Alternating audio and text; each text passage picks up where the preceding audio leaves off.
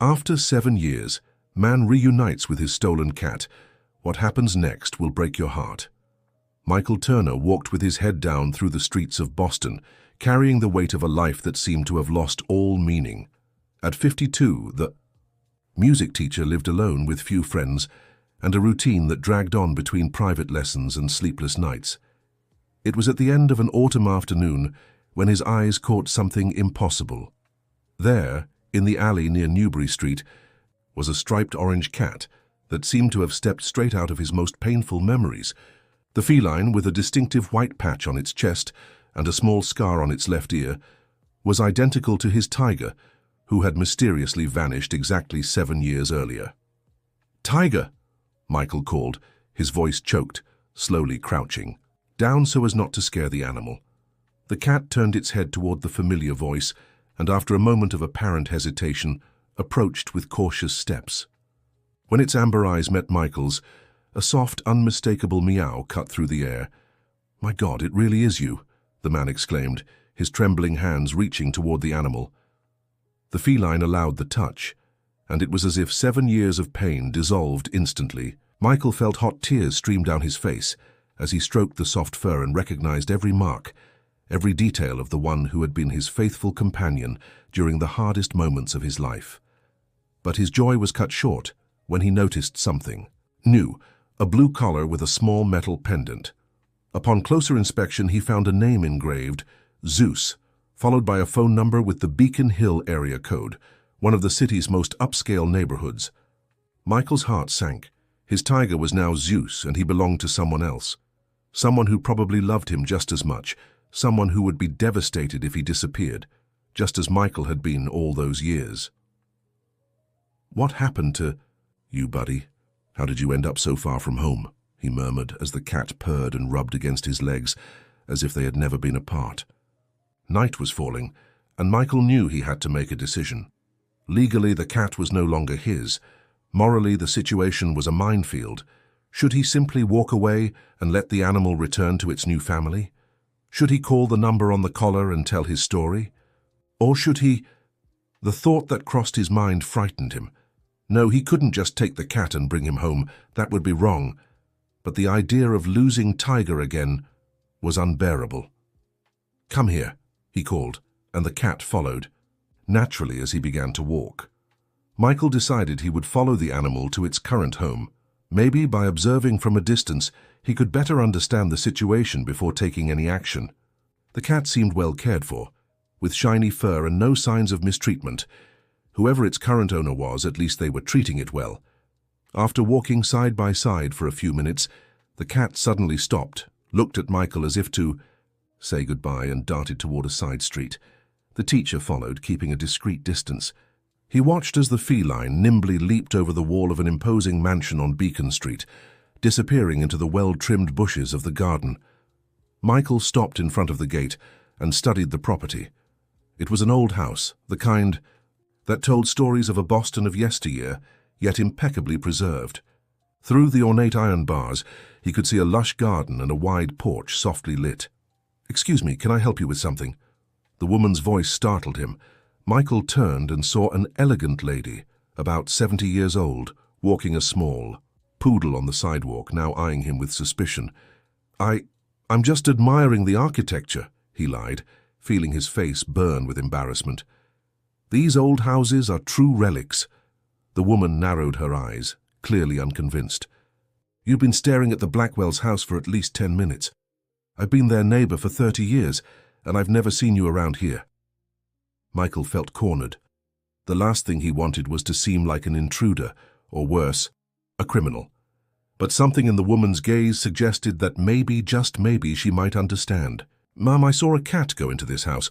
An orange cat with white patches," he explained, choosing his words carefully. "I believe that cat was once mine, many years ago." The woman's expression softened slightly, mixing surprise and curiosity. "Are you talking about Zeus, Mrs. Helen's cat?" "They call him Zeus, but to me he was always Tiger," Michael replied, feeling a lump in his throat. The woman studied him for a moment, as if weighing his sincerity. "My name is Eleanor," she finally introduced herself. If what you say is true, we have a lot to talk about, but not here in front of their house. Michael agreed, relieved not to have been immediately dismissed as crazy or a liar. Minutes later, they were sitting on the porch of the neighboring house while Eleanor served tea in fine porcelain cups. "So, you say Zeus was your cat. How did he end up with the Blackwells?" she asked directly, sweetening her tea. "Honestly, I don't know," Michael replied. 7 years ago, my then-wife Claire left home with just a suitcase. We were separating after 10 years of marriage. Tiger simply vanished the same day. I thought she'd taken him, but when I asked, she denied it. Eleanor watched him closely, searching for signs of deceit in his face.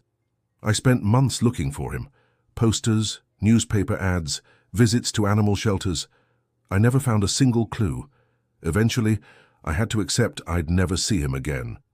And now you find him 7 years later, in the garden of one of the city's most influential families," Eleanor added, as if processing the coincidence. "Exactly.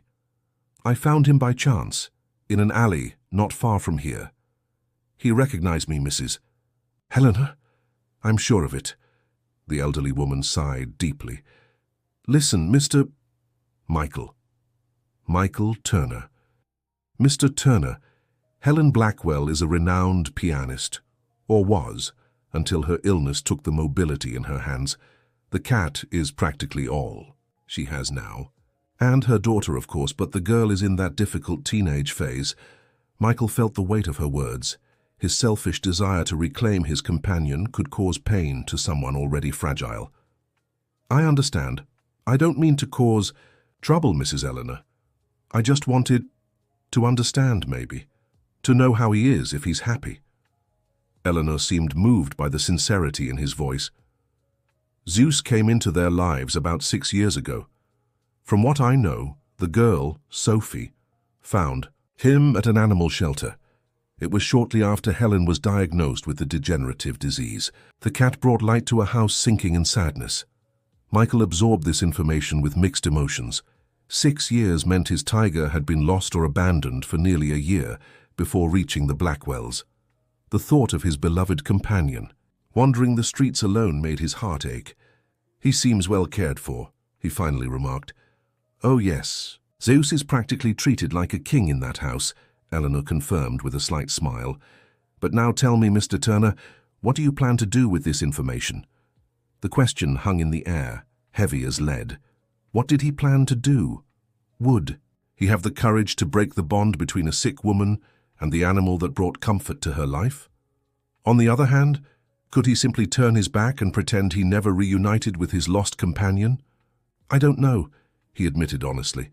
"Maybe I could just visit him occasionally, without interfering in their lives." Eleanor furrowed her brows, clearly skeptical. "And how do you plan to do that? Will you lurk around the house, like a stalker?" "No, of course not," protested Michael, feeling embarrassed again. "Maybe I could introduce myself formally, explain the situation." "Let me be clear, Mr. Turner," interrupted Eleanor, leaning slightly forward. "Helen is physically fragile but extremely protective when it comes to her daughter or her cat. If you show up with this story, she'll probably think it's some kind of scam." Michael felt discouragement wash over him. The woman was right. How could he prove the cat was his after so many years? He had no documents, only memories, and the animal's own recognition. "I understand," he murmured, setting his cup on the table. "I think it was a mistake to come here. I apologize for the trouble." When he stood to leave, Eleanor lightly touched his arm. "Wait, there might be a less intrusive way to do this," she suggested. "I know the housekeeper, Mrs. Martha. She's worked for the Blackwells for decades and has Helen's trust. I could speak to her about you if you'd like." A glimmer of hope appeared on the horizon. "You'd do that for me? Why?" Eleanor shrugged with an enigmatic smile. "Let's just say, at 72, I've learned to recognize sincerity when I see it.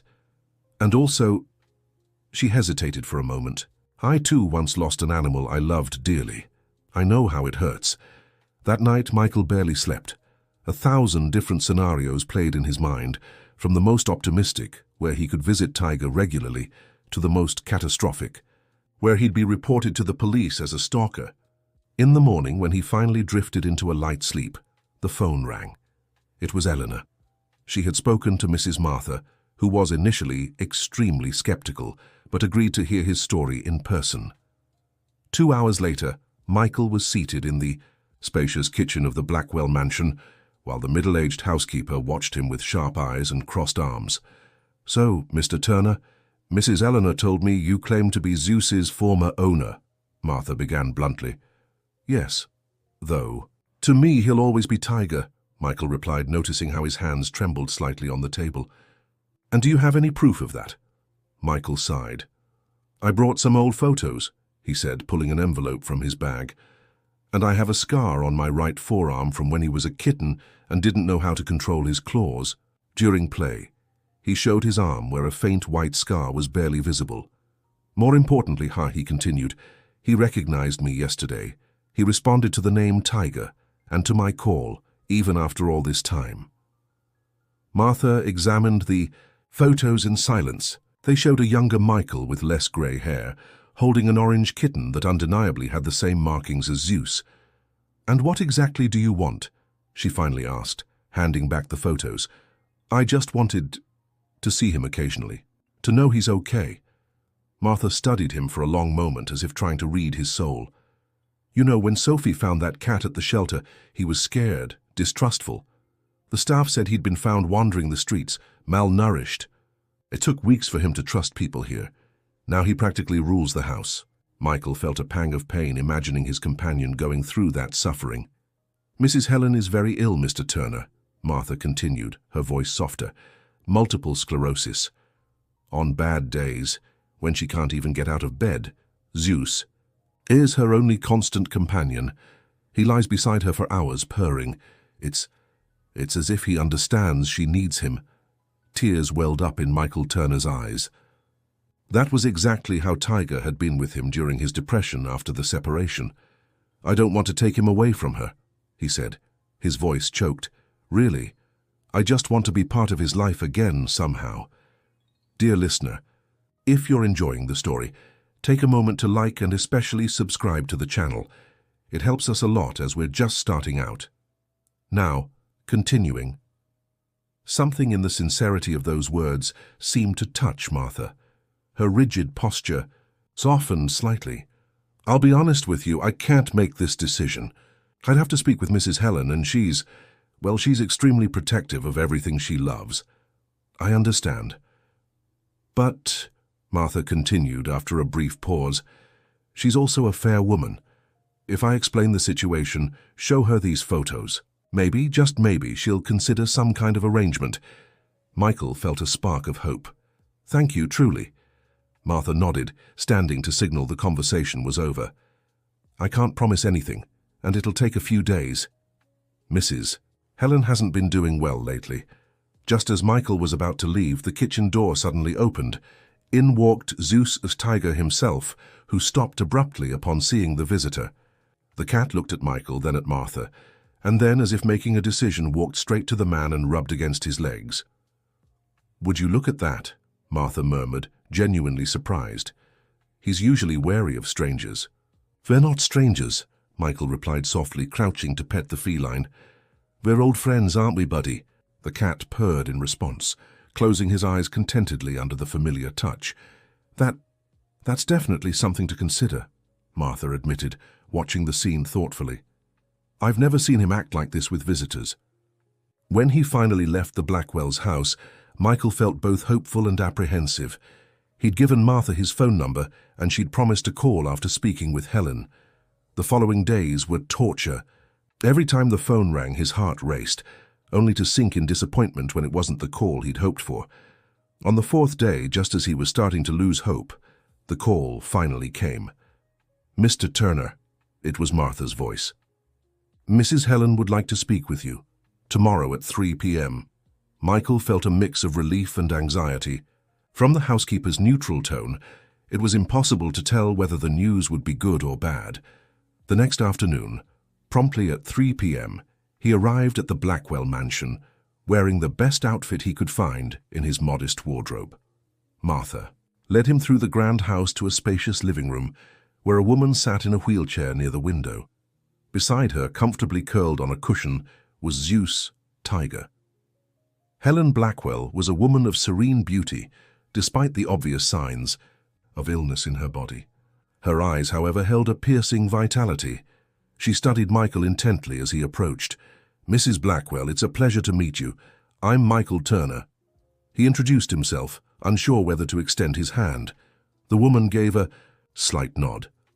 "Mr. Turner, Martha told me quite a peculiar story about you and my cat," she said, her tone revealing nothing of her thoughts. "Yes, ma'am. I believe your cat Zeus was my companion for many years before he disappeared." Helen looked at the feline, who watched the interaction with apparent interest. "How can you be sure of that?" "Orange cats are quite common. The white patch on his chest has a unique shape, like a crescent moon. And the scar on his left ear he got from climbing a tree when he was about a year old, not to mention the fact that he recognized me immediately." Helen considered that information in silence. "Martha showed me your photos," she finally said. "And I admit there's an undeniable resemblance, but that doesn't answer one fundamental question. How would my cat have ended up in a shelter if he was your pet?" Michael took a deep breath. "My ex-wife and I separated 7 years ago. The day she left our home, Tiger disappeared. I always believed she had taken him, but she denied it." He paused, trying to steady the emotion in his voice. "It was only recently that I found out, through a mutual friend, that she confessed to having sold the cat as revenge for the separation." Helen's eyes widened slightly. "Sold?" "Yes. Apparently to a pet dealer who wasn't exactly known for ethical practices. I imagine Tiger either escaped or was abandoned, and eventually ended up in the shelter where your daughter found him." A heavy silence settled in the room. The cat himself, as if sensing the tension, got up from his cushion and walked over to Michael, rubbing against his legs again. "See," Helen remarked, watching the animal's behavior. "Zeus is never this affectionate with strangers. In fact, he usually hides when we have visitors." "He's always been especially perceptive," Michael said, gently stroking the cat. "During my depression after the separation, he would spend hours by my side. It was as if he understood I needed him." Something in Helen's expression softened. "That's exactly what he does for me on bad days," she admitted. "When the pain is unbearable and even the medication doesn't help, he lies beside me. Sometimes he's the only comfort I have." Michael felt the weight of those words. How could he even consider taking this animal away from someone who clearly relied on him? "Mrs. Blackwell, I want to make one thing absolutely clear. I'm not here to take your cat from you. I would never do that." Helen studied his face, as if searching for signs of deceit. "Then what exactly do you want?" "Honestly?" Michael hesitated. "I just wanted to know he was okay, to see that he was happy, and maybe to visit him occasionally, if that wouldn't be an inconvenience for your family." The woman seemed genuinely surprised by his answer. "And if I say no?" "I'll respect your decision," Michael replied without hesitation. "It's already a relief knowing he's in a loving home." Helen watched him for a long moment, as the cat settled comfortably at Michael's feet. "Mr. Turner, what do you do for a living?" The question caught Michael off guard. "I'm a music teacher. Piano and guitar, mostly. I give private lessons." A spark of interest flickered in Helen's eyes. "Really? I was a professional pianist for many years, before my illness forced me to stop." "I know," Michael answered with a respectful smile. "In fact, I attended one of your concerts in 2010 at Symphony Hall. Your interpretation of Chopin was transcendent." A faint blush colored Helen's cheeks. "That's very kind of you to say," she replied, visibly moved. Just then, the living room door opened and a teenager walked in. She was a girl of about 15 with dark hair and the same intensity in her gaze as her mother. She stopped abruptly when she saw the visitor. "Sophie, this is Mr. Michael Turner," Helen introduced. "Mr. Turner, my daughter, Sophie." "Thaisai." Girl gave the stranger a suspicious look. "What's he doing here?" she asked, making no effort to hide her hostility. "Sophie, is that any way to speak?" Helen gently scolded. "It's okay," Michael interjected understandingly. This is an unusual situation. Sophie noticed the cat comfortably settled near Michael and frowned. Why is Tiger acting like this with him? Helen hesitated before answering. Sophie, it seems Mr. Turner was Tiger's previous owner before he came to the shelter. The young girl looked at her mother with clear alarm. What? Did he come to take him away? He can't do that. Tiger is ours. No, dear, Helen reassured her. Mr. Turner didn't come to take Tiger. He just wanted to see him. Suspicion lingered on the teenager's face. How do we know he's telling the truth? He could be anyone trying to get into our house. Michael felt the tension rising in the room. The last thing he wanted was to cause family conflict. Sophie, you're right to be cautious, he said gently. I'd feel the same if someone showed up making claims about an animal I love. But I'm really not here to cause trouble. The girl ignored him, turning to her mother. Mom, please don't let a stranger near Tiger. Helen sighed, looking from the cat to her daughter, and then to Michael. Sophie, why don't you go check if Martha needs help with the snacks? I need to talk a bit more with Mr. Turner. The teenager seemed about to protest, but a firm look from her mother stopped her. Shooting one last distrustful glance at Michael, she stomped out of the room. I apologize for my daughter's behavior, Helen said once they were alone again. She's been going through a tough time, with my condition worsening and other family matters. No need to apologize. It's completely understandable. Helen watched the cat, now lazily stretching. I have a proposition for you, Mr. Turner, she said after a moment's thought. Sophie needs piano lessons. It's something I've always wanted to teach her, but my condition made it impossible. Michael looked at her in surprise, beginning to see where she was going. Are you offering me a job? Helen nodded. Twice a week to start. During the lessons, you'd naturally have contact with Tiger too. It would be a solution that benefits everyone. It was an unexpected but clever proposal, a way for Michael to see his old companion without disrupting the family dynamic, while also providing real value for Sophie. That's extremely generous of you, Michael replied, genuinely moved. But there's one condition, Helen added, her tone suddenly more serious. Sophie can't know about your past connection with Tiger, at least for now. She's very sensitive about loss. Her father left when she was just 8, right after my diagnosis. Since then, she's had a constant fear of losing the people she loves. Michael felt a wave of compassion for the girl. He knew the feeling of abandonment and loss all too well.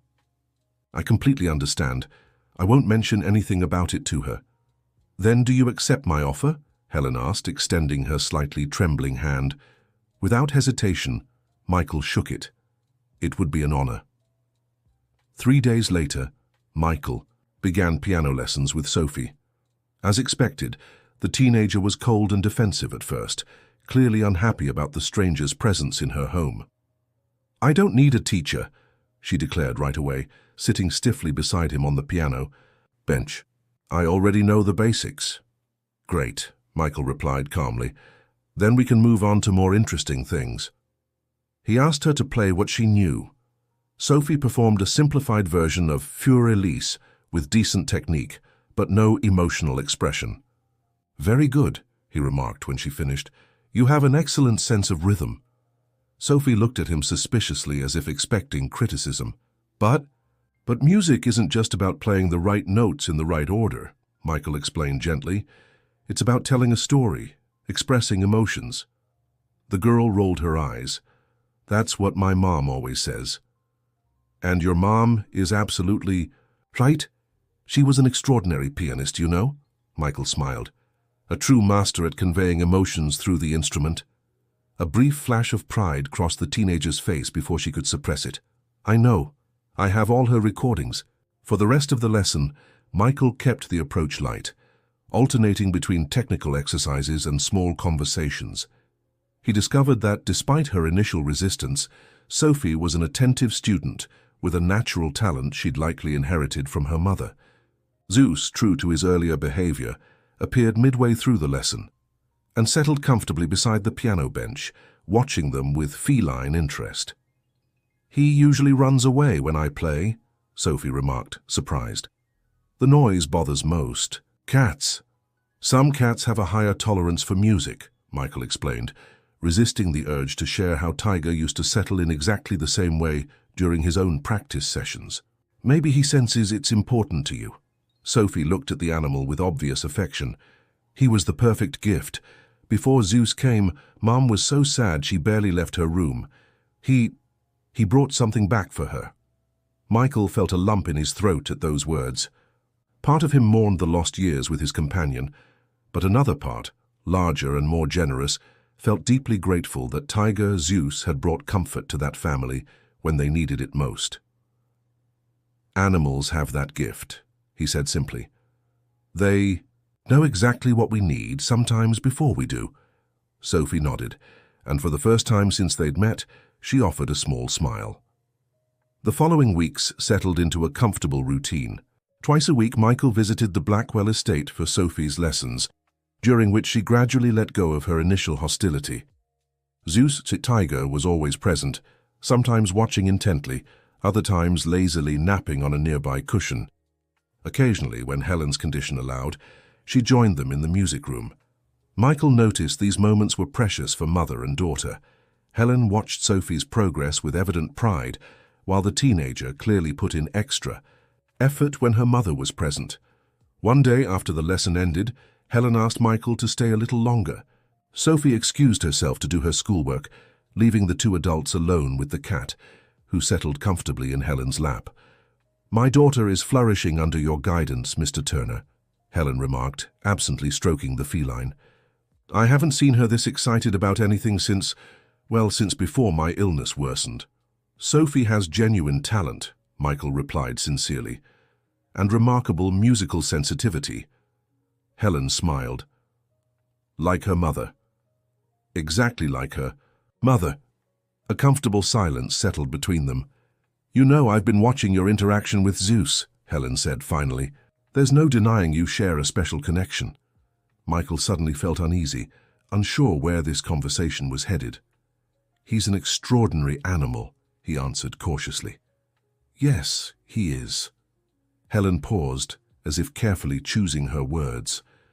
"I've been thinking a lot about our unusual situation, Mr. Turner, and I've come to the conclusion that perhaps it isn't fair of me to deprive you entirely of your old companion."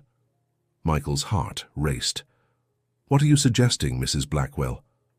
"Perhaps we could consider some kind of shared custody," she replied with a slight smile. "Zeus could spend some weekends with you occasionally. If that's something you'd be interested in, of course." Michael was momentarily speechless, overwhelmed by emotion. That would be—" He took a deep breath, trying to compose himself. "That would be wonderful, Mrs. Blackwell. I don't know how to thank you." "Helen, please," she corrected gently. "Helen," Michael smiled. "And please call me Michael." "There's just one problem, Michael." Her expression turned serious again. "Sophie, she's not ready yet to know about your past connection with Zeus. I completely understand. We'll have to come up with an explanation for Zeus's visits to your home." Michael thought for a moment. "We could say I'm helping care for him when you need to travel or during vet visits. It would be a plausible explanation." Helen nodded, looking relieved. "That could work. In fact, I have an important medical appointment in New York next month. It would be the perfect time to start this arrangement." As they discussed the practical details, Zeus's Tiger watched them with apparent interest, as if understanding his world was about to expand in unexpected ways. The news spread quickly among Michael's few close friends. Melissa, his longtime colleague at the music school where he occasionally taught, was the first to notice the change in his demeanor. "You seem different," she remarked during a break between classes. "Lighter somehow. What happened?" When Michael explained the miraculous reunion with Tiger and the unusual arrangement with the Blackwell family, Melissa was genuinely moved. "That's incredible, Michael. After all this time, it's almost like a movie." He smiled, feeling truly happy for the first time in years. "It's like a part of me that was asleep has woken up again," he admitted. "Not just because of Tiger, but the lessons with Sophie, the conversations with Helen, it's like rediscovering life." Melissa gave him a knowing look. Interesting. And this Helen, is she pretty?" Michael felt his face grow warm. "Melissa, it's nothing like that." She's my employer, that's all. If you say so, his friend replied with a teasing smile. But I must admit, I'm curious to meet the woman who, along with a cat, managed to bring my friend back to life. The conversation left Michael thoughtful. It was true he felt a growing admiration for Helen, her strength in adversity, her devotion to her daughter, her passion for music, but given the circumstances, it would be inappropriate to consider anything beyond a professional and friendly relationship. As the day of Helen's medical appointment approached, Michael carefully prepared his apartment for Tiger, Zeus. He bought a new bed, toys, and the same brand of food the cat had at the Blackwells' home. He wanted everything to be perfect for their first weekend together after 7 years apart. However, the day before the planned trip, he received an unexpected call from Martha. "Mr. Michael?" The housekeeper's voice sounded tense. "I'm afraid we have a problem." Michael's chest tightened. "What happened? Is Helen all right?" "Physically, yes, but—" Martha hesitated. "Your ex-wife contacted Mrs. Blackwell today." Michael's blood ran cold. "Claire? What do you mean?" "Apparently, she found out about your arrangement with Zeus through some mutual acquaintance. She called here making accusations, saying you were never the cat's real owner, that you're trying to get close to the family out of self-interest." Michael felt a surge of anger and frustration. "That's absurd. Why would she do this after all this time?" "I don't know, sir. But Mrs. Helen is confused. She asked to postpone the arrangement until everything is clarified." The disappointment was immense, but Michael tried to maintain his composure. "Of course, I completely understand. Please tell Helen I'm available to clarify any doubts." After hanging up, Michael remained still, trying to process what had happened. Why would Claire interfere in his life like this after 7 years apart? What could she possibly gain from it? Dear listener, if you're enjoying the story, don't forget to like and especially subscribe to the channel. It helps us a lot as we're just starting out. Now continuing. The next morning, unable to simply wait for news, Michael drove to the Blackwells' house. He needed to speak with Helen in person to explain the situation.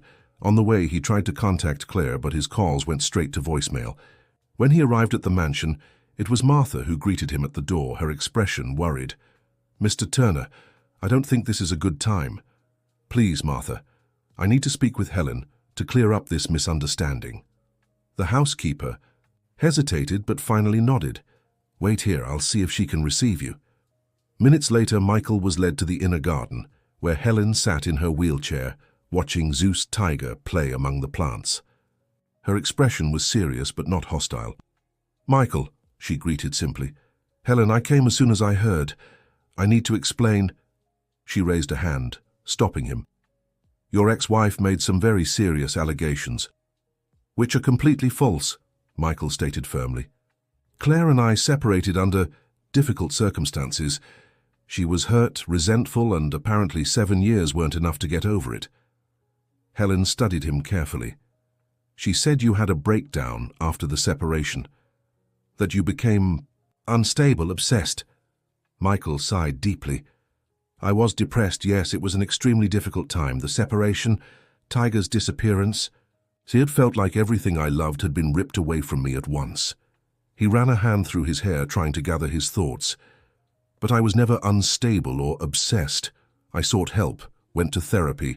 I rebuilt my life gradually, until I found Tiger by chance in that alley." Helen held his gaze for a long moment, as if weighing the sincerity of his words. "Why would your ex-wife do this? Why lie after all this time?" "Honestly, I don't know." Michael shook his head. "Maybe it was just an opportunity to hurt me again. Or maybe—" He hesitated, a sudden thought crossing his mind. "Maybe it's guilt. She always denied any involvement in Tiger's disappearance. Admitting now that I found him would be like confessing her earlier lie." Zeus, Tiger, as if sensing the tension in the conversation, walked over and sat between them, looking from one to the other. "He trusts you," Helen remarked, watching the cat. "Animals are excellent judges of character." A flicker of hope rose in Michael's chest. "Helen, I would never lie about something like this, and I would never do anything to harm you or Sophie." The woman sighed, seeming weary. "I need to think, Michael. This whole situation is complicated. I understand, he nodded, resigned. Take all the time you need. Just as he was about to leave, they were interrupted by Sophie, who entered, the garden looking agitated. Mom, have you seen... She stopped abruptly upon seeing Michael. What's he doing here? I thought we cancelled today's lesson. Sophie, please, Helen said gently. We were just talking. The teenager looked from one adult to the other, clearly sensing the tension in the air. Is everything okay? She asked, concerned. Yes, dear. Mr. Turner was just leaving. Michael stood up, feeling the weight of Sophie's suspicious gaze. We'll continue this conversation another time, he said to Helen, who nodded slightly. As he headed for the door, followed by Martha, Sophie watched him intently. There was something in her look that went beyond simple teenage curiosity. It was an assessment, as if she were trying to solve a mystery. The following days were difficult for Michael, with no word from Helen, and, Claire still ignoring his attempts to reach out, he felt powerless. The worst part was the uncertainty, not knowing if he'd still be allowed to teach Sophie, if he'd see Tiger again, if the fragile trust he'd built with the Blackwell family was irreparably broken. On Wednesday, at the time he usually taught Sophie, he received an unexpected call. It was the teenager herself. Professor Michael. Her voice sounded hesitant on the phone. It's Sophie. Sophie, is everything all right? He asked, surprised by the girl's direct contact. Not exactly. She paused. Look, I shouldn't be calling. Mom doesn't know. But something strange happened and I thought you should... No? Michael felt a mix of curiosity and apprehension. What happened? That woman who called my mom, your ex-wife. She came to our house today. Michael's heart raced. Claire went to your house? Why? She said she wanted to talk to Mom in person, to explain some things about you, but while she was waiting in the living room, Tiger came in. And you know what was really weird? Sophie paused dramatically. He went completely crazy. I've never seen him act like that before. He was growling, his fur all puffed up. He looked scared and furious at the same time. Michael wasn't surprised. Tiger had always hated Claire even before the separation. It was as if the animal sensed something in her that he himself had taken years to see. What happened next? Tiger refused to stay in the same room as her. He ran away and hid in my bedroom, and when she tried to approach him later, he almost scratched her. Sophie sounded impressed. Tiger's never aggressive, even with people he doesn't like. And what did your mom think about it? That's the thing. Mom got really thoughtful. Afterward, I think she started doubting what your ex-wife was saying. Sophie hesitated. I overheard part of their conversation. The woman seemed, I don't know, strange, like she was trying too hard to convince Mom of something. Michael felt a spark of hope. Sophie, thank you so much for telling me this. It means a lot. There's one more thing, the girl added, her voice suddenly quieter. After she left, I looked her name up online. I found some news about a fraud lawsuit she faced a few years ago, something about financial schemes. That explained a lot. Michael knew Claire had faced legal trouble after the separation, but never knew exactly what. Now it was starting to make sense. If she was struggling financially, maybe she saw the Blackwell family as an opportunity. Sophie, this is really helpful, but I have to ask, why are you helping me? I thought you didn't trust me. There was a long silence before she answered. Tiger trusts you, she said finally, and he's never been wrong about people before. Besides, her voice softened, you've been a good teacher, patient, like Mom was before she got too sick to play. Those simple words touched Michael deeply. Thank you, Sophie. That means so much to me. I have to go now, but I thought you should know. After the call, Michael was lost in thought for a long time. Claire's visit to the Blackwell mansion worried him deeply. What was she planning? What other lies was she spreading? He decided he couldn't just wait to find out. The next day, he went straight to the only place he knew he would find Claire, the accounting office where she had worked for years. Needed to confront her, understand her motives and, if possible, convince her to stop that malicious interference. The elegant commercial building in downtown Boston would intimidate many people, but Michael was too determined to let it affect Him. At the reception, he was told Claire was in a meeting. "I'll wait," he replied firmly, sitting on the sofa in the waiting area. After nearly 2 hours, when the secretary was already giving him impatient looks, Claire finally emerged from a conference room. When she saw him, her expression quickly shifted from surprise to irritation. "Michael, what are you doing here?" "We need to talk," he answered simply, standing up. She glanced around, clearly uncomfortable with the situation.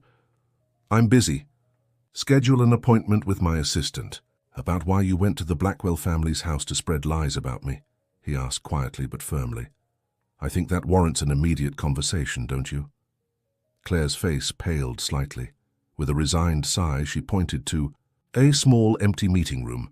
"5 minutes, that's all I have." Once alone, Michael got straight to the point. "Why, Claire? Why, after 7 years, do you decide to interfere in my life like this?" She crossed her arms defensively. "I don't know what you're talking about. I know you called Helen Blackwell, I know you went to her house, and I know you lied about me and about Tiger." "Tiger?" she laughed dryly. "You're still obsessed with that cat after all this time? That just proves what I told her." Michael took a deep breath, trying to control his rising anger. "Claire, we both know what really happened. You sold Tiger after our separation out of spite, and now that I found him again by chance, you're trying to make sure I can't have him back." Something flickered across her face. Guilt, perhaps. But it was quickly replaced by a hardened expression. "You have no proof of that." "Actually, I do. Remember Rebecca? Your old assistant? She told me everything years ago. How you sold Tiger to that vendor at the black market fair even though you knew how much he meant to me." Claire looked away, momentarily disarmed. "That was a mistake. I was hurt. I wanted you to suffer. And it worked. I suffered terribly. But I moved on, Claire. I rebuilt my life. Why can't you leave the past behind?" She let out a tired sigh, suddenly seeming smaller and more vulnerable. "Do you know about my legal troubles?" Michael nodded. "I've heard something about it." "I'm ruined, Michael." Her voice trembled slightly. "All my savings went to lawyers. I'm about to lose this job, my apartment." Then he understood. "So this isn't about me or Tiger, is it? It's about money. You found out Helen Blackwell is wealthy and you saw an opportunity." Claire didn't answer, but her silence was confirmation enough. "What exactly did you want? To blackmail her somehow?" "Not so directly," Claire finally admitted. "I thought if she believed you were some kind of threat, I could offer to help. Gain her trust, maybe get a job, a loan." Michael looked at her with a mix of pity and disdain. "You haven't changed at all, have you? Always looking for shortcuts, manipulating people." Claire lifted her chin defensively. "Not all of us have the luxury of living by ideals, Michael. Some people have to be practical." "Practical?" He shook his head in disbelief. "You call it practical to try and ruin the relationship I've built with a family who's done nothing to you?" A heavy silence fell between them. Finally, Michael stood to leave. "I'll only ask once, Claire. Stay away from the Blackwell family. Stay away from me, and especially, stay away from Tiger."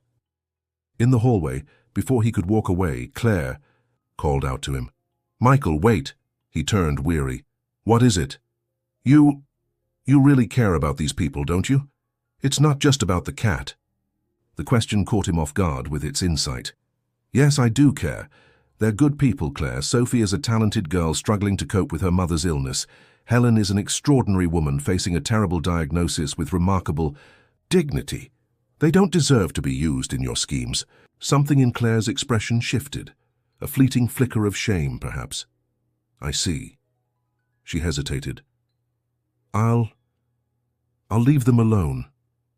Michael studied her, unsure if he could trust that promise. "Why should I believe you?" Claire shrugged, a tired gesture. "Because I have nothing left to gain now that you know what I've been doing, and because," she sighed, "because maybe there's still a shred of decency left in me somewhere." It wasn't much, but it would have to be enough. With a brief nod, Michael walked away, hoping that unpleasant chapter was finally closed. That same evening, as he tried to process the conversation with Claire, he received an unexpected message from Helen. "Can we talk tomorrow? Come for tea?" At 4 p.m. H. It was with a mix of anxiety and hope that Michael arrived at the Blackwell mansion the following afternoon. Martha greeted him with a quiet, encouraging smile, leading him to the sunroom where Helen waited. Unlike their last meeting, Zeus Tiger was comfortably settled in the pianist's lap, purring softly. The cat lifted his head when Michael entered, his amber eyes gleaming in recognition. "Michael, thank you for coming," Helen greeted, gesturing to the chair across from her. "Thank you for the invitation," he replied, sitting down. A brief silence settled between them, broken only by the cat's steady purring. It was Helen who finally spoke. "Your ex-wife came to see me yesterday," she began, her tone neutral. "It was an enlightening experience." Michael tensed, unsure what Claire might have said. Enlightening how? Zeus had an extraordinary reaction. To her presence, I've never seen him so agitated. Helen paused, stroking the feline, who now seemed completely at ease. Sophie did some digging afterward. She found things about your ex-wife that cast serious doubt on her credibility. I see. And then this morning I received an unexpected call from Claire herself. Helen looked directly into Michael's eyes. She admitted to lying about you, said she was in financial trouble and saw our family as an opportunity. She apologized and promised not to bother us again. Michael was genuinely surprised. He hadn't expected Claire to actually keep her word, let alone take the initiative to confess the truth. "I don't know what to say." "You don't have to say anything." Helen smiled faintly. "It just confirms what I'd already decided. I trust you, Michael, and I'd like to reinstate our original arrangement." The relief he felt was immense. "Thank you, Helen. That means a lot to me." "There's one more thing," she continued. "Sophie found out about your connection to Zeus." Michael's heart quickened. How did she take it? At first she was upset that we'd kept it from her, but after a long talk, and especially after the revelations about your ex-wife, she understood. In fact, Helen smiled, it was her idea to resume the shared custody arrangement. As if summoned, Zeus-armed Tiger leapt from Helen's lap and approached, Michael rubbing against his legs in a familiar feline gesture of affection. "I think he agrees too," commented Michael, leaning over to pet the cat. "Then it's settled. Starting this weekend, Zeus, or Tiger, if you prefer to call him that, can spend some time at your house." The happiness Michael felt in that moment was almost indescribable. Not only would he have his beloved companion back in his life, but he had also earned the trust of this extraordinary family that was already beginning to mean so much to him. "Helen, I don't know how to thank you." "No need," she said with a gentle wave of her hand. "You know, when Sophie found Zeus at the shelter, he was deeply traumatized. It took months before he began to trust us. Now I understand why. He had been taken from someone he loved, sold like a piece of merchandise. It must have been devastating for him." Michael felt a lump in his throat. "For both of us." Helen nodded understandingly. "Maybe this is the moment when we can all begin to heal old wounds." The following weekend, Michael welcomed Zeus to Tiger into his apartment for the first time. The adjustment was surprisingly easy. It was as if the cat remembered the space perfectly, even after so many years. He quickly found his favorite spots: the top of the bookshelf, the windowsill that caught the afternoon sun, the worn armchair where they used to curl up together. Sophie, who had insisted on bringing the cat herself, watched their interaction with fascination. "It's strange," she remarked, as Zeus Tiger explored the apartment comfortably. "It's like he never left." Animals have an impressive memory, especially for places and people who were important to them, Michael explained. The teenager nodded, absorbing the information. "Professor Michael," she began hesitantly, "I'm sorry for doubting you, and for being difficult at first." Michael smiled gently. "No need to apologize, Sophie. You were just protecting your family. It's completely understandable." "Even so," she returned a shy smile, "I wanted you to know that I'm happy you found Zeus again, and that I'm glad you're teaching me." The heartfelt confession touched Michael deeply. "I'm happy too, Sophie, very happy." As the girl prepared to leave, Zeus Tiger approached, rubbing affectionately against her legs in a clear goodbye. "Don't worry, buddy," Sophie said, stroking the cat with obvious fondness. "You'll be back home in 2 days, and Mom will miss you just as much as you'll miss her." The simplicity of the statement held a deeper truth. Zeus Tiger now had 2 homes, 2 families, and somehow that felt absolutely right. In the weeks and months that followed, a new balance settled in. Zeus Tiger spent most of his time at the Blackwell mansion, where he was undeniably important for Helen's emotional well-being, but he regularly visited Michael's apartment for weekends of special visits, as Sophie liked to call them. Piano. Lessons continued, and Sophie's talent flourished under Michael's patient guidance.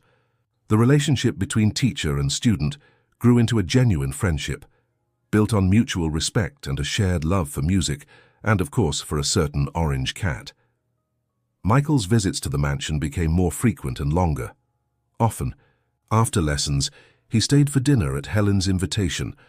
They developed a habit of long conversations about music, literature, and art, finding comfort and joy in each other's company.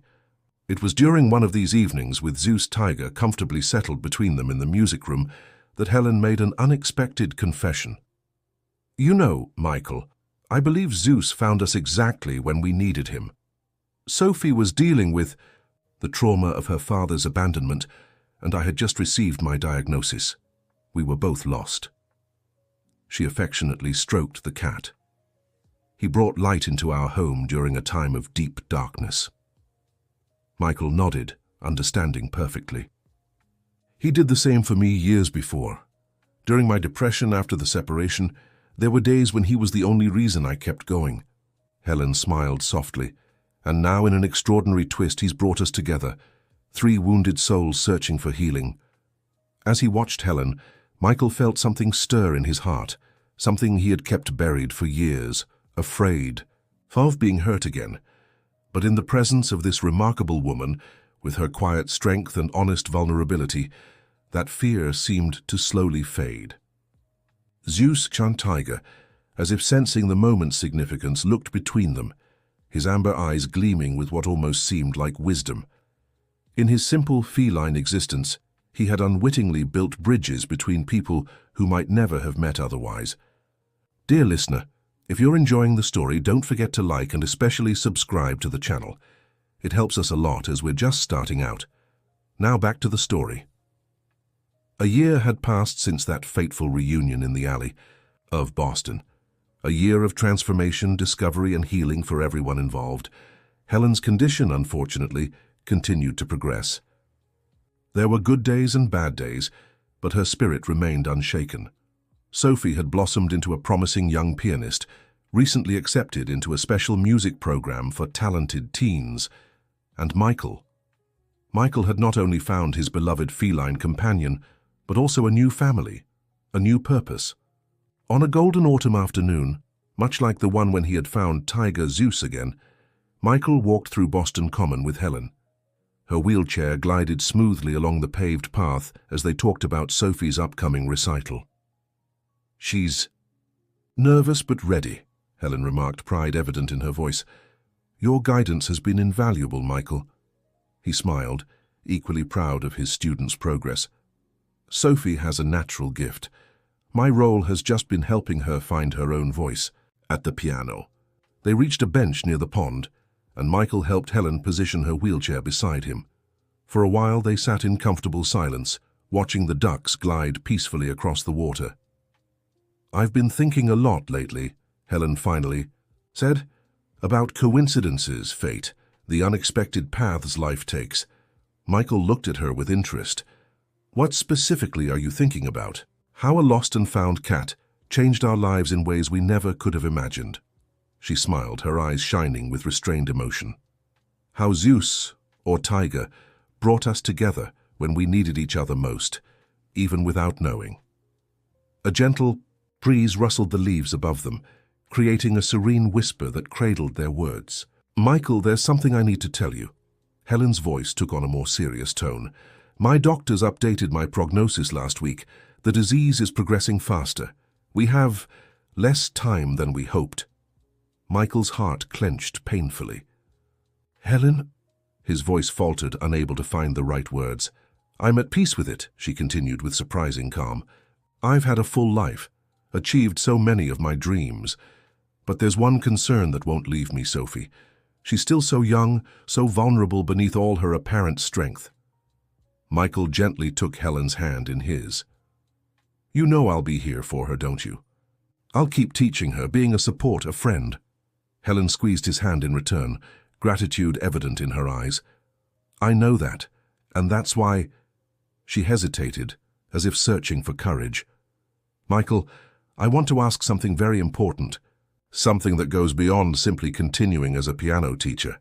"Anything, Helen." She took a deep breath. "Sophie will need a stable father figure in her life. Someone who understands her passion for music, who respects her individuality, who guides her with kindness and firmness." Michael began to understand where she was going. "Are you asking me to consider taking on a more formal role in her life after I'm gone?" Helen looked him directly in the eyes.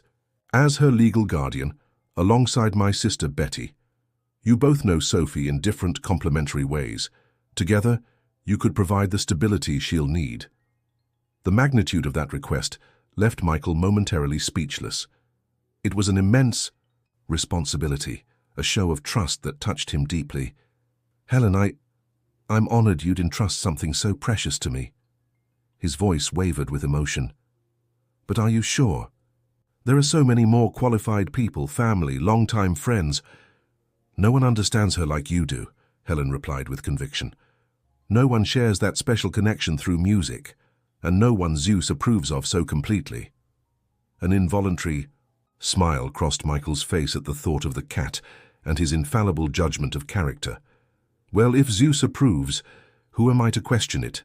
Helen laughed softly, the sound like music in the quiet afternoon. "So, will you consider it?" Michael didn't need to think long. In his heart, he already knew the answer. "Not just consider it, Helen. It would be an honor and a privilege." The relief and gratitude on her face were visible, as if an immense weight had been lifted from her shoulders. "Thank you," she said simply, words insufficient to express the depth of her feelings. As they walked back home, strolling slowly through the park bathed in the golden light of late afternoon, Michael realized his life had been completely transformed by the reunion with his lost cat. What had begun as a search to recover a missing piece of his past had become the door to an unexpected and precious future. That evening, when Zeus Tiger settled comfortably in his lap during dinner at the Blackwell mansion, Michael watched the feline with new understanding.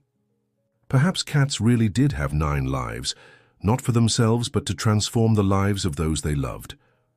In the weeks that followed, Helen, Michael, and her sister Betty worked together on the legal arrangements for Sophie's future. The teenager, initially resistant to discussing such matters, eventually joined the conversations with surprising maturity for her 16 years. "I don't want you all deciding my future as if I'm not here," she declared firmly during one of these meetings. "You're absolutely right," Helen agreed, exchanging a glance of approval with Michael and Betty. "It's your life, Sophie. Your voice should be the most important in these decisions." The young woman looked at each of the adults around the table, her gaze lingering especially on Michael. "I know Mom asked you to be my co-guardian," she said directly. "How do you feel about that?" The direct question caught Michael off guard, but he answered with equal honesty. "I feel honored and terrified at the same time. It's an enormous responsibility. But I want you to know that if you accept this arrangement, I'll do absolutely everything in my power to support your dreams and your well-being." Sophie nodded thoughtfully. "And Zeus, would he still be part of this two-house arrangement?" "That depends entirely on you," Michael replied. "Zeus is your cat now, Sophie. He has been for many years. Whatever you decide, I'll respect it." The girl looked at the feline, who was watching the conversation from the comfort of his favorite cushion. "I think he likes having 2 homes," she said, a small smile appearing on her face. "Just like I will." That simple statement brought tears to Helen's eyes, and she reached out to her daughter. "Yes, sweetheart. You'll always have 2 homes, with people who love you." Sophie's recital took place on a rainy winter evening. Despite the inclement weather, the small auditorium at the music school was packed. Friends, family, fellow students, all gathered to witness the young pianist's emerging talent. Helen, determined to be there despite her declining health, sat in a place of honor in the front row, with Michael Turner by her side. Betty, Sophie's aunt, joined them, her presence a silent support for her sister.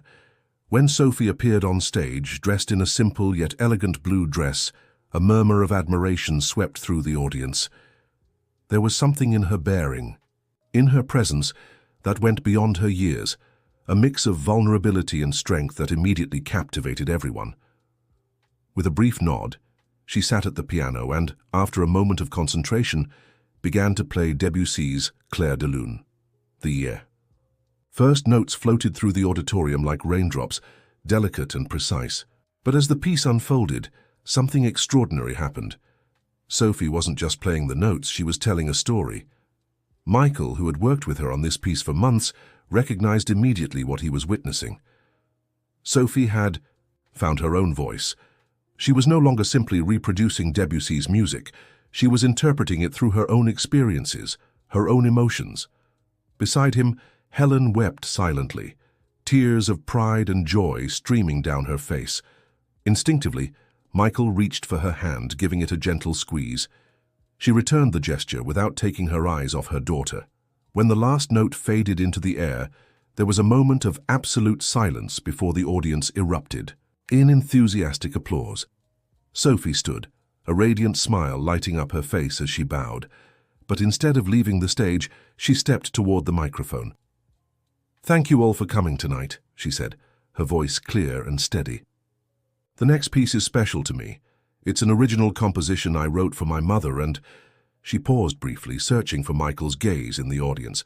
"And for my teacher, Michael Turner, who taught me that music isn't just about playing the right notes. It's about telling the story of your heart." A murmur of approval rippled through the crowd as Helen and Michael exchanged surprised glances.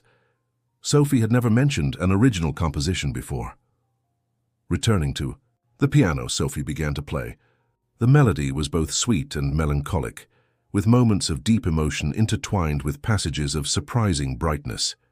For someone so young, the emotional complexity of the piece was extraordinary. Michael recognized, with growing admiration, that the music told their story, the moments of pain and loss, the unexpected reunion, the forming of new bonds, the hope even in the face of adversity. It was a celebration of human connection in all its forms, of love that transcends circumstances and conventions.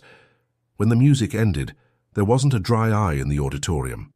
The audience rose in a spontaneous standing ovation as Sophie, visibly moved, took repeated bows. That evening, as they celebrated the recital's success at the Blackwell mansion, Zeus, Tiger, moved among them like a silent guardian, occasionally rubbing against a leg or leaping onto an available lap. It was as if the feline knew he had played a crucial role in the story that had brought them all together. "You were absolutely marvelous, darling," said Helen, hugging her daughter. "That composition, I have no words."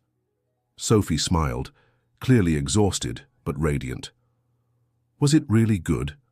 I worked on it for months in secret." "It was extraordinary," Michael assured her sincerely. "It has an emotional maturity I rarely see, even in far more experienced composers." "I agree," added Betty, who had joined the celebration. "You have a special gift, Sophie, one that should be nurtured and developed." The teenager blushed at the praise, but her smile shone with justified pride. "Thank you, all of you, for believing in me." As the night wore on, and Sophie finally retreated to rest, Helen, Michael, and Betty remained in the living room, enjoying a quiet moment. "It was a perfect evening," Helen remarked, her gaze following Zeus touch Tiger as he settled comfortably between her and Michael on the sofa. "It really was," Betty agreed, "and much needed. A moment of pure joy for all of us." A comfortable silence settled, broken only by the cat's steady purring. "You know," Helen said thoughtfully after a while, "sometimes I think Zeus might be more than just a cat. Maybe he's some kind of feline angel sent to bring together people who need each other." Michael smiled, stroking the cat as he lazily stretched. If that's the case, he's fulfilled his mission admirably.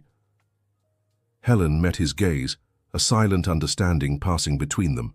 Gratitude, affection, mutual respect, and perhaps something deeper that hadn't yet been put into words. Betty watched the interaction with a faint smile, as if witnessing the blossoming of something precious and delicate. "I think I'll turn in," she said, rising. "It's been a long and emotional day." When they were alone, with only Zeus, Tiger, as witness, Helen and Michael sat in comfortable silence for a moment, simply enjoying each other's presence. "Michael," Helen finally said, "there's something I've been meaning to tell you for a while." He turned to her, his heart inexplicably quickening. "I'm listening." "This past year, since you came into our lives—" She paused, searching for the right words. "It's been an unexpected gift, one I never imagined receiving, especially at this stage of my life." Michael felt a wave of emotion. "Helen, please, let me finish." She smiled softly. "When I got my diagnosis years ago, I convinced myself that certain doors had closed for me. That certain experiences, certain feelings, were no longer within my reach." Her hand found his on Zeus, Tiger's soft fur. "I was wrong. You showed me that. You showed me that even when we think life has run out of surprises, it can still offer new beginnings, new possibilities." Michael laced his fingers with hers, feeling the surprising strength in those hands that had once created magic at the piano. "Helen, from that very first day when I walked into this house just looking for my lost cat, I found so much more than I ever imagined. I found a family, I found renewed purpose, and I found—" He hesitated, gathering courage. "I found you." Her eyes glistened with unshed tears. "I know our situation is complicated, that the future is uncertain. But I want you to know, Michael, that no matter how much time I have left, I'm deeply grateful to have you by our side. As a friend, as Sophie's teacher, as—" She smiled, a radiant smile despite everything. "As whatever we can be to each other." "I love you, Helen," Michael said simply, the words escaping before he could hold them back. "I didn't plan it. I didn't expect it, but it happened, and I don't regret it for a single moment." A single tear rolled down her face. "I love you too, Michael. And that scares me and comforts me at the same time." Zeus Tiger, as if sensing the intensity of the moment, stood up and rubbed against them both, purring louder than ever. As always, the feline seemed to be exactly where he needed to be, mending hearts and healing old wounds. That night, as rain fell softly over Boston, three souls who had known the pain of loss and abandonment found comfort in each other's presence, bound by the unlikely tie of an orange cat who, 7 years after disappearing, had found his way back home, and in the process had created a new home for them all. The following months brought challenges and joys in equal measure. Helen's health continued to decline, but with Michael's and Betty's help, along with a dedicated medical team, she maintained a reasonable quality of life, focusing her limited energy on the things and people she loved. Sophie, inspired by the success of her first composition, devoted herself more and more to music, developing her own style that blended classical elements with contemporary sensibilities. Michael continued to mentor her, amazed by her blossoming talent. The bond between Michael and Helen deepened, becoming a safe harbor for both. They never formalized their relationship. Both felt that what they shared transcended social conventions and traditional expectations. It was a love born of extraordinary circumstances, tempered by an awareness of life's fragility and enriched by deep mutual respect.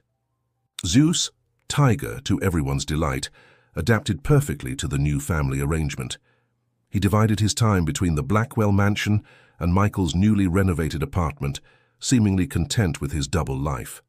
In both homes, he was treated like the special family member he was, the catalyst that had brought separated destinies together.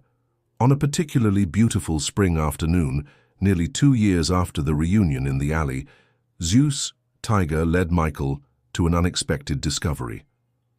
The cat had developed a habit of occasionally slipping away for solo explorations, always returning a few hours later.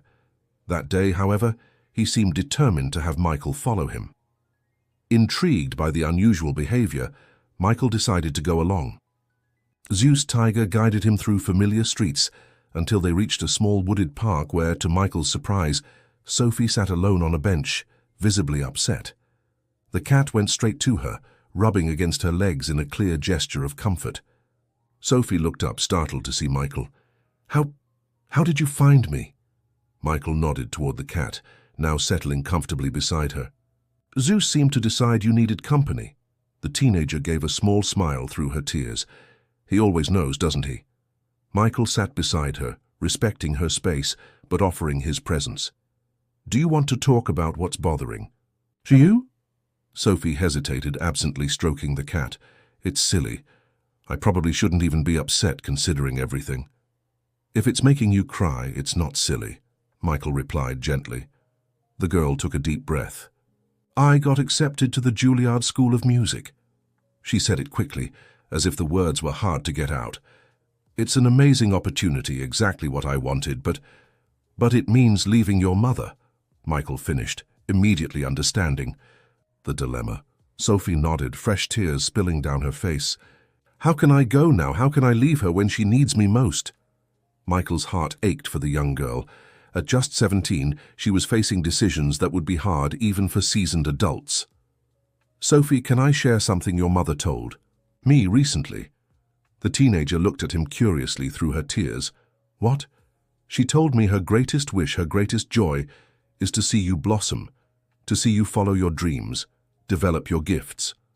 Michael paused, carefully choosing his words. "Being by her side is important, yes, but living your life to the fullest, that's the most precious gift you could give her." Zeus, Tiger, as if to emphasize the point, purred louder.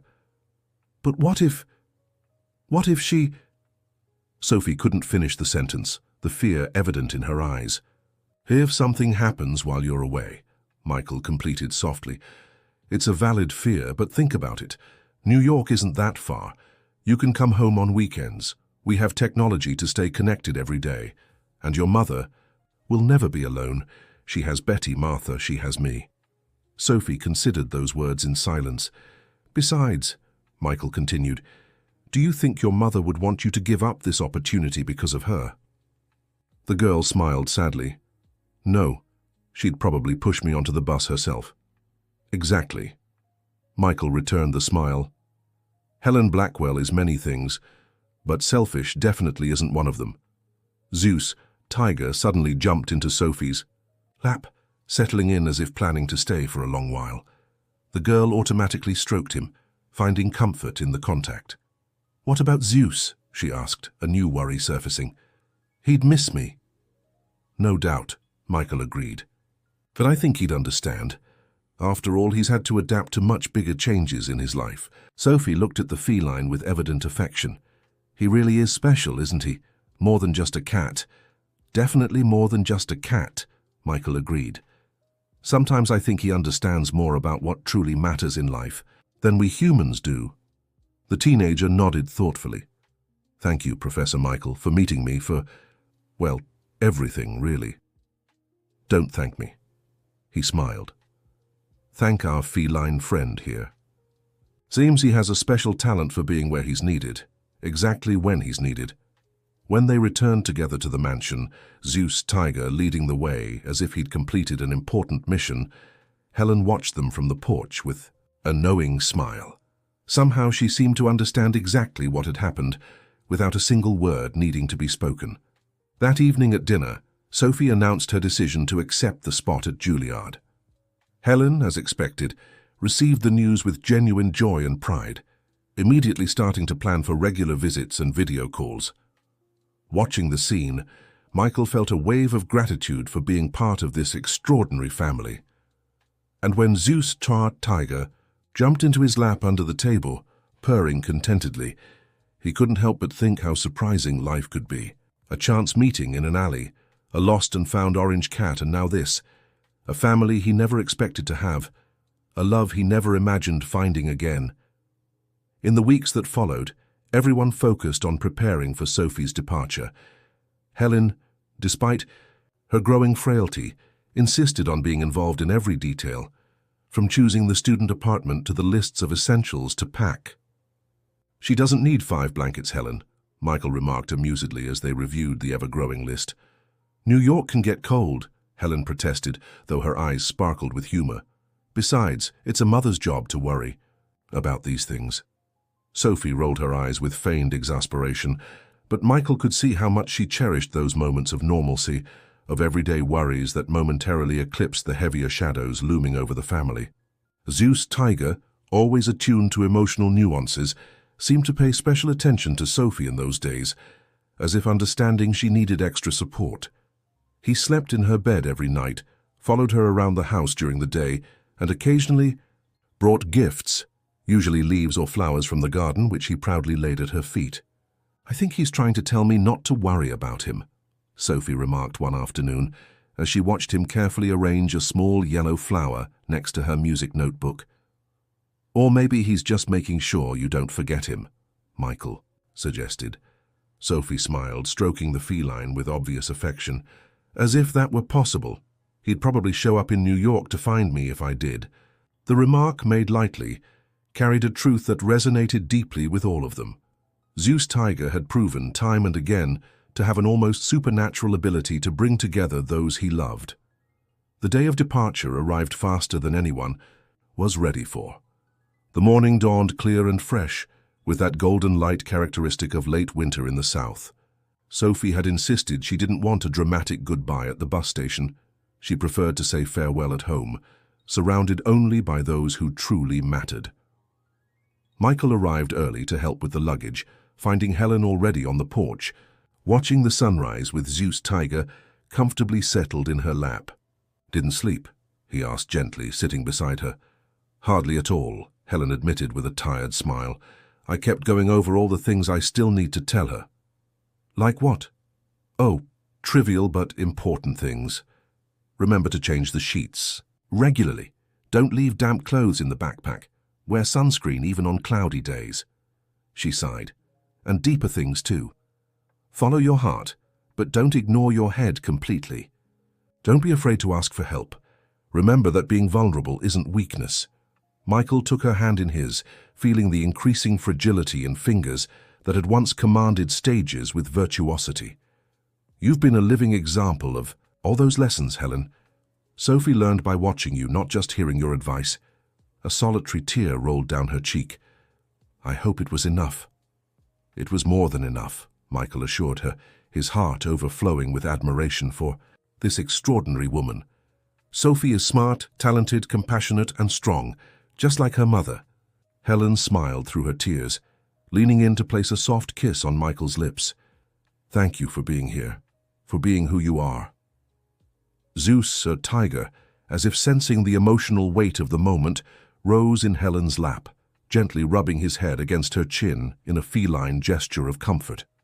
The actual farewell was more restrained than Michael had expected. Sophie, showing the maturity she'd cultivated over the last challenging years, remained strong and optimistic. She hugged her mother tightly, whispering promises of daily calls and frequent visits. "I'll be back before you even miss me," she assured, keeping her voice steady. "I'll be counting the minutes," Helen replied, cupping her daughter's face in her hands as if memorizing every feature. "I'm so proud of you, my girl." When it was time to say goodbye to Zeus Tiger, Sophie knelt to meet the cat at eye level, his intelligent amber gaze fixed on her. "You'll take care of them for me, right?" she asked softly, as if sharing an important secret. "They both need supervision." The cat blinked slowly, which Sophie always interpreted as a feline. "Yes, and don't be too hard on them," she added with a small smile, hugging the animal one last time. Michael Turner's farewell was equally emotional. Over the past 2 years, he had become much more than a teacher to Sophie. He was a mentor, a friend, and in many ways a father figure who filled an important void in her life. "Remember what I always say about music," he said, keeping his hands on her shoulders. "It's not about impressing others. It's about expressing what's inside you," Sophie finished, smiling. "I know, Professor. I won't forget." As the taxi pulled away, taking Sophie to her new life, Michael, Helen, and Zeus Tiger remained at the entrance of the mansion, waving until the car disappeared around the bend. The cat, sitting between them, stared intently, in the direction the taxi had gone, as if trying to maintain eye contact for as long as possible. "She'll be all right," Michael said, more to himself than to Helen. "She will," Helen agreed, linking her arm with his. "She has her own strength, and ours too." The following weeks brought a new rhythm to the Blackwell mansion. Without Sophie, the house felt both emptier and quieter, but daily video calls brought her energy and enthusiasm back, temporarily filling the void left by her absence. Zeus Tiger, always sensitive to emotional shifts around him, adjusted his routine to spend more time with Helen during the day. He seemed to instinctively understand that with Sophie gone, his constant presence had become even more important to the pianist's well-being. Michael also changed his habits, practically moving into the mansion. Though he kept his apartment, he spent most nights with Helen, reluctant to leave her alone for long stretches. The illness advanced relentlessly, bringing increasingly difficult days, with intense pain that even the strongest medications couldn't fully ease. One particularly challenging night, after Helen finally fell asleep following hours of discomfort, Michael found himself alone on the balcony, the stars shining over Boston, with serene indifference to the human drama unfolding below. Zeus Tiger joined him quietly, leaping onto the railing and sitting with the dignified grace characteristic of felines, as if contemplating the mysteries of the universe himself. "You know what's strange, my friend?" Michael murmured to the cat, who turned his head to look at him attentively. "All my life, I've been a man of music, not words. I've always expressed my deepest feelings through the piano, through the guitar. Now, when I most need to communicate everything I feel, the notes don't seem enough." The cat blinked slowly, as if he perfectly understood the dilemma. "Helen deserves to hear everything in my heart before—" He couldn't finish the sentence, the reality too painful to put into words. "But how do you tell someone who's completely transformed your life, who brought color back to a world that had turned gray? What words could possibly express something like that?" Zeus Tiger, after considering the question for a moment, gracefully leaped into Michael's lap, settling in and beginning to purr. The sound, soft and rhythmic, was like an answer. Perhaps elaborate words weren't necessary. Maybe the most important thing was simply being present, showing love through everyday actions, through simple but meaningful gestures. The next morning, inspired by that silent epiphany, Michael rose before dawn and went to the music room. He sat at the piano, closed his eyes, and let his fingers move freely across the keys. He wasn't playing a known piece. He was composing, creating something new, something that expressed everything words couldn't capture. When Helen woke up, she found the house filled with a melody that seemed to tell their story. The unexpected meeting, the gradual development of trust and affection, the moments of joy, the challenges faced together. With Martha's help, she made her way to the music room, where she found Michael completely absorbed in his creation. Seeing her at the door, he smiled without interrupting the music, gesturing for her to come closer. Helen positioned her wheelchair beside the piano, closing her eyes to absorb every note, every nuance of the composition. When the last note faded into the air, she opened her eyes to find Michael watching her intently. That was... Words felt inadequate. "Michael, that was the most beautiful thing I've ever heard. It's for you," he said simply. "It's called Helen, and it says everything I can't express with words." At that moment, Zeus Tiger entered the room, leaping straight into Helen's lap, as if waiting for the perfect moment to complete the picture.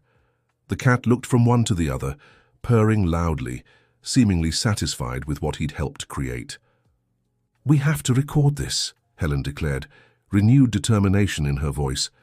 "Sophie needs to hear it, and so do others. The world needs this music, Michael." And so, in the weeks that followed, between medical appointments and video calls with Sophie, a new project took shape. With the help of Helen's old contacts in the music world, Michael recorded not only Helen, but a series of original compositions he'd created over the past 2 years. Zeus Tiger solemnly supervised the recording sessions, like a feline music. Producer, occasionally meowing in approval when a particularly good take was captured. The album, titled Reunites, was released in a small ceremony at the Blackwell mansion itself. Sophie returned especially for the event, bringing with her some professors from Juilliard who had been intrigued by the story behind the compositions. The reviews were unanimously positive. The emotional depth of the pieces, combined with the extraordinary story of how they came to be, captivated the audience. From a nearly forgotten piano teacher, Michael suddenly became a respected composer, receiving invitations for performances and collaborations. "See," Helen said one evening, as they read the glowing reviews together, "I knew the world needed to hear your music." Michael smiled, kissing her forehead gently. "The world needed to hear our story." The music was just the medium. Zeus, Tiger, comfortably settled between them, purred in apparent agreement. As winter approached again, Helen's health declined more sharply. The doctors, always honest at her request, confirmed what everyone already suspected. Time was running out. Sophie returned to Boston indefinitely, determined to be there for her mother's final days. Juilliard, understanding, allowed her to continue her studies remotely, sending recordings of her practice sessions for evaluation. On a particularly serene afternoon, when Helen was feeling a little better, she asked to be taken to the garden. Sitting under the shade of an old jaboticaba tree, with Zeus Tiger in her lap, and Sophie softly playing a guitar nearby, she called Michael to her side. "I have one last request," she said quietly, just for him to hear. "Anything," he replied immediately, holding her hand. "Marry me." Her eyes shone with a mix of love and determination. "Here, in this garden, tomorrow." Michael felt his heart race. It wasn't a proposal he expected, especially at that moment, but the simplicity and sincerity of the request touched him deeply. "Are you sure?" he asked softly. "We don't have to—" "I'm absolutely sure," Helen interrupted, with surprising firmness. "I want Sophie to see it. I want to formalize what we already feel. I want to leave this world knowing we did everything we could with the time we had." Without hesitation, Michael knelt beside her chair, completely ignoring Sophie's curious gaze just a few feet away. "In that case, Helen Blackwell, it would be the greatest honor of my life to marry you." Tiger Zeus, as if understanding the importance of the moment, rose on Helen's lap, gently touching each of their faces with his paw as if giving his own feline blessing to the union. The wedding, held the following afternoon, was an intimate and deeply moving ceremony. Only Sophie, Betty, Martha, and two longtime musician friends of Helen served as witnesses. The judge, an old admirer of the pianist's work, conducted the ceremony in the garden, exactly where the proposal had taken place. Helen, wearing a simple light blue dress that accentuated the serene beauty even illness couldn't erase, looked radiant. Michael, beside her, could barely contain his emotion as he spoke his vows, promising love and companionship for as long as fate allowed them to share. Tiger Zeus, to everyone's delight, took on the unofficial role of feline best man, solemnly, staying by Sophie's side throughout the ceremony, occasionally glancing between the couple as if supervising the proceedings. "He probably thinks he arranged all this," Sophie whispered to Betty, watching the cat's behavior with a smile. "Considering how he brought you all together, maybe he's not entirely wrong," her aunt replied, equally amused. After the ceremony, as the few guests shared a toast, Helen called Sophie and Michael to her side. "You two are the greatest gifts of my life," she said, holding one of each of their hands. "Knowing you're connected, that you'll take care of each other when I'm no longer here, brings me indescribable peace." Sophie, unable to hold back tears, hugged her mother carefully. "We'll always be connected, all of us," she said, including Tiger Zeus in her gaze. "No matter what happens." The following weeks were a time of intense contrasts, moments of indescribable physical pain for Helen, interspersed with periods of surprising clarity and serenity, days of deep anticipatory grief for Sophie and Michael, mixed with moments of intimacy and connection that would be treasured forever. Tiger Zeus rarely left Helen's side now, as if he had decided his primary responsibility was to provide constant comfort. He slept curled up beside her, purred softly during her worst pain, and always seemed to know when to simply lie on her chest, his warmth and purring vibrations offering relief even medication couldn't match. One morning, after a particularly difficult night, Helen woke with surprising energy. She asked to be taken to the piano where, with Michael and Sophie's help, she positioned herself to play. Her fingers, though weakened by illness, still found the keys with the precision born of decades of practice and natural talent. The melody that emerged was both melancholic and hopeful, a farewell but also a celebration. Sophie immediately recognized elements of her own composition, intertwined with themes from Michael's pieces, creating something entirely new and deeply personal. When she finished, Helen smiled at them both, a serene peace in her gaze. "Now," she said simply, "I'm ready." 3 days later, Helen Blackwell Turner passed away peacefully in her own bedroom, her head resting on Michael's shoulder, her hands held by Sophie, and Zeus Tiger keeping watch at the foot of the bed, his wise amber eyes observing the transition with feline dignity. There was no panic, no despair, just a moment of infinite tenderness as her last breath escaped and silence filled the room. Zeus Tiger approached, gently touching Helen's face one final time before settling between Michael and Sophie, as if to signal his role now was to remain with those left behind. The time that followed was one of adjustment and transformation. Sophie, with Michael's blessing, decided to continue her studies in New York, returning regularly to Boston on weekends. The Blackwell mansion, now legally shared between Sophie and Michael according to Helen's wishes, remained their home base, a place of cherished memories and new beginnings. Zeus Tiger, ever attuned to his humans' emotional needs, adapted his routine once more. He spent weekdays with Michael at the mansion, but somehow always knew exactly when Sophie would return, waiting at the window hours before her arrival, as if guided by some infallible internal clock. A year after Helen's passing, on a sunny, autumn afternoon, Michael found himself wandering absent-mindedly down the same alley where he had first reunited with Tiger Zeus. It wasn't a path he usually took, but something about that particular day drew him there, an unplanned pilgrimage, to the place that had transformed his life. He sat on the same step where he had first seen the orange cat after 7 years apart.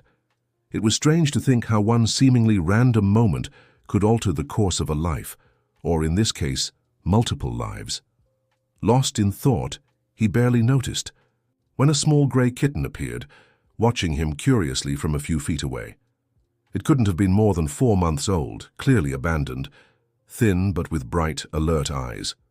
The little feline approached cautiously, studying Michael, with that intense gaze cats have, as if assessing not just his appearance but something deeper, more essential.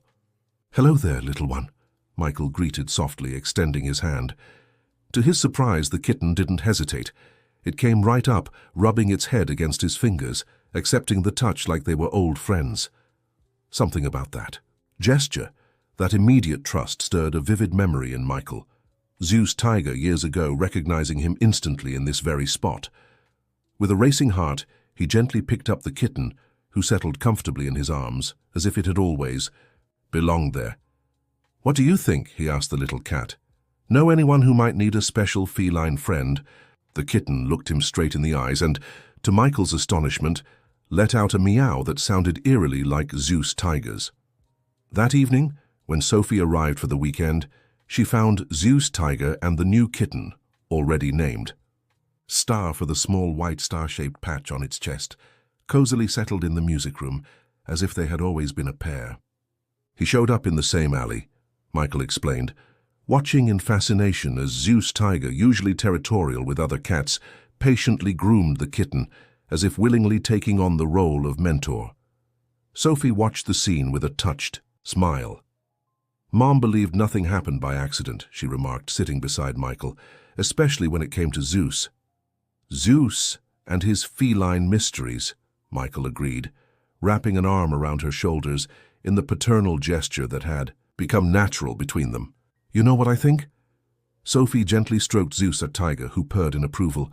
I think he's just doing what he's always done, bringing together people who need each other. And now he's teaching another cat to do the same.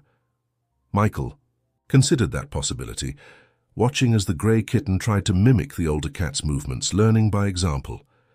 Maybe that's exactly it, he agreed, feeling a wave of gratitude for everything that extraordinary orange cat had brought into his life, passing on what he's learned. That evening, as the soft music from one of Michael's albums filled the house, the four of them, man, young woman, and two cats, formed a picture of serenity and connection that would have made Helen's smile. The family fate had brought together, in unexpected ways, continued to grow, to evolve, to heal old wounds. And Zeus Tiger, the catalyst for it all, watched his handiwork with the quiet satisfaction of one who had fulfilled, and was still fulfilling, exactly the mission he was born for, connecting hearts, even those separated by time, distance, or seemingly divergent life paths. The end. Have you ever experienced a coincidence that changed your life forever? Share your story of unexpected reunions in the comments below. Don't forget to leave a like and subscribe for more heartwarming stories.